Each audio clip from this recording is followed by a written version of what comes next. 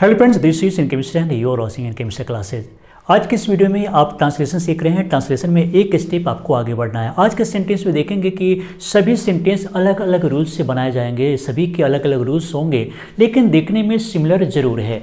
जैसे आप देखेंगे कि नज़र पड़ते ही, वहाँ पहुँचते ही, या फिर इधर देखेंगे उसे आने से पहले ही, या फिर बनना ही है, कोई काम को करना ही है। तो कई बार होता है क्या कि हम किसी दूसरे रूल का यूज़ कर देते हैं, किसी दूसरे रूल का यूज़ कर देते हैं, लगता है कि ये ऐसा होगा, लेकिन होता क्या है कि प्रत्येक सेंटेंस का अपना एक मीनिंग होता है, सेंस होता है। अगर आप उसके से बनावट को देख करके ट्रांसलेट कर रहे हैं, अगर किसी हिंदी सेंटेंस को अंग्रेजी में ट्रांसलेट करना है, अगर उसके बनावट के अनुसार अगर आप ट्रांसलेट करते हैं तो फिर गलत हो जाएगा। तो करना क्या है, हम समझेंगे कि रियल सिचुएशन क्या है सेंटेंस का, और उसके बाद अगर हम ट्रांसलेट करते हैं तो फिर ये बिल्कुल आसान हो जाएगा। उसके बाद बेसिक कंसेप्ट तो समझना जरूरी है ये। तो इस सेंटेंस में आप क्या क्या सीख रहे हैं, जैसे as soon as, no sooner did, उसके बाद देन का प्रयोग करेंगे। हार्डली हैड, उसके बाद वर्ब थ्री, उसमें व्हेन का प्रयोग करेंगे। कैसे करेंगे, क्या सिचुएशन होगा, हम एक सेंटेंस को अलग अलग तरीके से कैसे हम ट्रांसलेट करेंगे इंग्लिश में, ये अभी आपको सीखना है। उसके बाद हम यहाँ पर देखेंगे कि पास्ट परफेक्ट में कभी आफ्टर का यूज़ किया जाता है, कभी बिफोर का यूज़ किया जाता है, सिचुएशन क्या है, और इस सेंटेंस में हमें याद क्या रखना पड़ेगा, क्योंकि मेन बात क्या है जिसे याद रखना पड़ेगा आफ्टर और बिफोर का यूज़ करने से पहले। उसके बाद हम बाउंड टू बी या फिर बाउंड टू वर्ब का प्रयोग कैसे करेंगे, इन सब को अभी आप देखेंगे, क्योंकि एक एक करके बेहतर तरीके से बताने वाले हैं। लेकिन ज़रूरी बात यह है कि आप इस वीडियो को अंत तक देखिए और आपसे जो सवाल पूछेंगे ना, उसका सही जवाब देकर बताइए, तब लगेगा कि आप वास्तविक में सीख रहे हैं और समझ रहे हैं। आप हमें सेटिस्फाई कर पाएंगे कब, जब आपका आंसर सही होगा। तो चलिए एक एक करके देख लेते हैं। तो सबसे पहले हम ये देख लेते हैं कि किसी दो काम होगा, दो एक्शन होगा, एक के होने के जस्ट बाद दूसरा एक्शन होगा। तो हम इसमें कैसे देखेंगे, सेंटेंस कैसा रहेगा, जैसे मेरी नज़र पड़ते ही उसने मुस्कुरा दी, मेरी नज़र पड़ी और उसने मुस्कुरा दी। तो इस तरह का सेंटेंस में हम क्या यूज़ करेंगे, एज सुन एज बिल्कुल आसान है, समझना जरूरी है, सही से समझिए, भागना नहीं है, समझिए, उसके बाद कहीं जाना है। तो मेरी नज़र पड़ते ही उसने मुस्कुरा दी, मेरी नज़र पड़ी और उसने मुस्कुरा दी। यहाँ पर देखेंगे कि इस तरह का जब भी सेंटेंस होगा तो आप क्या करेंगे, आप इसमें एज सुन एज का प्रयोग कर सकते हैं, और ये बिल्कुल आसान है। एज सुन एज का प्रयोग करना बिल्कुल आसान है, क्योंकि इसके जस्ट बाद आपको थोड़ा सा हार्ड बताने जा रहे हैं, जो कठिन होगा। अगर बेसिक थोड़ा सा कमज़ोर है तो थोड़ी सी दिक्कत होगी, लेकिन इसके बावजूद भी समझने का प्रयास करेंगे तभी समझ पाएंगे, तो समझना जरूरी है। तो सबसे पहले इसे देख लेते हैं कि मेरी नज़र पड़ते ही, तो as soon as I looked at her का मतलब है कि जैसे ही मैंने उस पर देखा।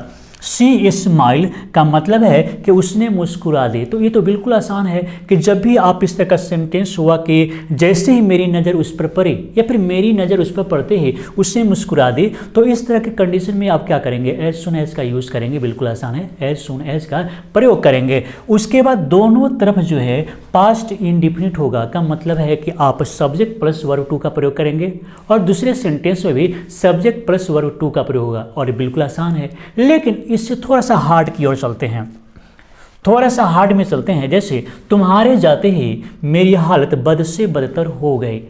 हार्ड इसमें क्या है, एक तो चलो भाई वर्ड्स का जो यूज होगा थोड़ा सा डिफिकल्ट है, लेकिन दूसरी बात क्या है कि इसमें नो सूनर का प्रयोग करेंगे। कर तो सकते हैं आप एज सुन एज का भी, लेकिन हम बताने जा रहे हैं इसे कि नो सूनर का प्रयोग कैसे करेंगे। जैसे नो सूनर के बाद में आप डीड का प्रयोग करेंगे, हैड का नहीं, और जैसे डीड का प्रयोग होगा तो उसके बाद वर वन का प्रयोग हो जाएगा। यही याद रखना है कि जब भी आप नो सूनर का प्रयोग करेंगे तो नो सूनर के जस्ट बाद डीड का प्रयोग होगा, उसके बाद सब्जेक्ट का प्रयोग, उसके बाद फिर वर्ब वन का। लेकिन इससे भी जो ज़्यादा इंपॉर्टेंट है, क्योंकि टेंस में तो आप ये जानते हैं, टेंस के जरिए क्योंकि डीड होगा तो उसमें वर्ब वन का प्रयोग होगा है, लेकिन जो सबसे बड़ी बात ये है कि हम यहाँ पर देन का प्रयोग करेंगे, देन का नहीं। कई लोग देन का भी प्रयोग कर देते हैं, लेकिन देन का प्रयोग होगा देन। तो no sooner did you go then, मतलब तुम्हारे जाते ही my situation went bad towards. Bad towards होना का गो भी होता है, जैसे आप बीकम बोल सकते हैं, चाहे तो बीकम भी लिख सकते हैं। लेकिन जब भी डिटेरियोरेशन ऑफ क्वालिटी, जब भी गुणवत्ता में गिरावट आती है तो उस कंडीशन में वहाँ पर गो का प्रयोग भी कर सकते हैं, बेहतर होगा। तो यहाँ पर अब my situation went bad to worse का मतलब मेरा हालत जो है बद से बदतर हो गया, खराब हो गया। तो इसमें आपने क्या सीखा कि नो सूनर में डीड का प्रयोग करना है, सब्जेक्ट प्लस वर्ब, उसके बाद देन का प्रयोग करना है। इसी तरह का सेंटेंस और देखते हैं, जैसे पुलिस को देखते ही चोर भाग गया। सेम सेंटेंस है, मतलब सेंटेंस एक ही तरह का है। तो इसमें आप हार्डली का यूज़ करके बना सकते हैं, आप इसमें एज सून का प्रयोग भी कर सकते हैं और नो सूनर डीड का भी। लेकिन हार्डली का यूज़ करेंगे तो क्या क्या ख्याल रखना है, तो हार्डली के बाद में आप हैड का प्रयोग करेंगे, उसके बाद फिर सब्जेक्ट का प्रयोग करेंगे, वर्ब थ्री, मतलब ये आप प्रेजेंट परफेक्ट के रूल को अगर आप याद रखते हैं तो ये बिल्कुल आसान हो जाता है। लेकिन सबसे बड़ी बात है कि हार्डली के जस्ट बाद आप हैड का प्रयोग करेंगे, हार्डली के जस्ट बाद हैड का प्रयोग करेंगे, फिर सब्जेक्ट प्लस वर्ब थ्री। और दूसरी बात ये है, जो दूसरी बात आपको जो याद रखना है यहाँ पर कि इसमें वेन का प्रयोग करना है। पूरे सेंटेंस को देख लेते हैं कि hardly had the thief seen the police, जैसे ही चोर ने पुलिस को देखा, ही रैन अवे, वह भाग गया। यानी कि पुलिस को देखते ही चोर भाग गया, इसे अलग तरीके से बनाया गया है। लेकिन इसमें अब क्या याद रखना है कि हम वेन का प्रयोग करेंगे। जैसे इससे पहले वाला में आपने देखा कि देन का प्रयोग करना है, नो सूनर में देन का प्रयोग करना है, याद रखना पड़ेगा, कॉम्पिटिटिव सेंटेंस भी है। तो नो सूनर में हम देन का प्रयोग करेंगे, और वही अगर हार्डली का प्रयोग होगा तो हम इसमें क्या करेंगे, वेन का प्रयोग करेंगे। हार्डली वेन और नो सूनर में देन का प्रयोग करेंगे। तो इस बात को आपको याद रखना है। अब देखते हैं नेक्स्ट रूल में चलते हैं। जैसे पर ये यहाँ पर पास्ट परफेक्ट के कुछ ऐसे रूल्स होते हैं जिससे जानना जरूरी है। उसमें आफ्टर और बिफोर के यूज में हमें क्या दिमाग में रखना है, ये समझना है। सेंटेंस कैसा है, जैसे उसके आने से पहले ही मैं चला गया, पहले ही चला गया, उसके बाद चला गया। तो पहले और बाद ये दोनों तो ठीक है, लेकिन दिमाग में क्या रखना है, तो जो काम इस तरह के एक्शन में क्या है कि दो सेंटेंस होता है जुड़ा हुआ, दो एक्शन होता है। तो जो एक्शन पहले हो गया है उसमें हेड प्लस वर्ब थ्री का प्रयोग करेंगे, और जो एक्शन बाद में होगा सब्जेक्ट प्लस V2। बिल्कुल आसान है, ये आसान हो गया है। लेकिन अब इसे देख लीजिए, उसके आने से पहले ही मैं चला गया था, तो मैं चला गया था, उसके आने से पहले ही मैं चला गया था, इसका मतलब हुआ कि मेरा जाना पहले हो गया था। तो उस कंडीशन में हम क्या करेंगे, हम लिखेंगे आई हैड गॉन, और बिफोर ही केम, मतलब उसके आने से पहले ही मैं चला गया था, तो मेरे जाने का काम पहले हो गया, और इसलिए हैड प्लस V3। जो काम बाद में हुआ सब्जेक्ट प्लस वर्ब टू, और इससे पहले हम बिफोर का यूज़ करेंगे। एक और सेंटेंस को देखते हैं जिससे बाद के लिए, मेरे जाने के बाद ही वह चला आया था। पहला सेंटेंस क्या है, पहला आपने यहाँ पर देखा कि उसके आने से पहले ही मैं चला गया था, लेकिन दूसरा क्या है कि मेरे जाने के बाद ही वह चला आया था। मैं जैसे गया और वह चला आया, लेकिन इसमें क्या है कि कौन सा काम पहले हुआ, इस कंडीशन में भी मेरा जाना पहले हो गया। जैसे उसके जाने के बाद ही, उसके जाने के बाद ही, नहीं सॉरी, मेरे जाने के बाद ही वह चला आया था। इसका मतलब है कि इस कंडीशन में भी, इस सेंटेंस में भी मैं ही पहले जाता हूँ।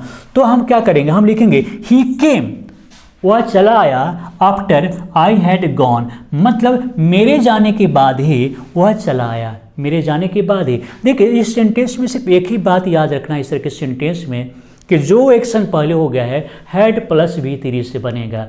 जब भी से उलझन हो कि आफ्टर आ गया, अब क्या किधर होगा नहीं होगा, बस इतना याद रखना है कि जो एक्शन पहले हो गया हैड प्लस V3 से हम उसका यूज़ करेंगे।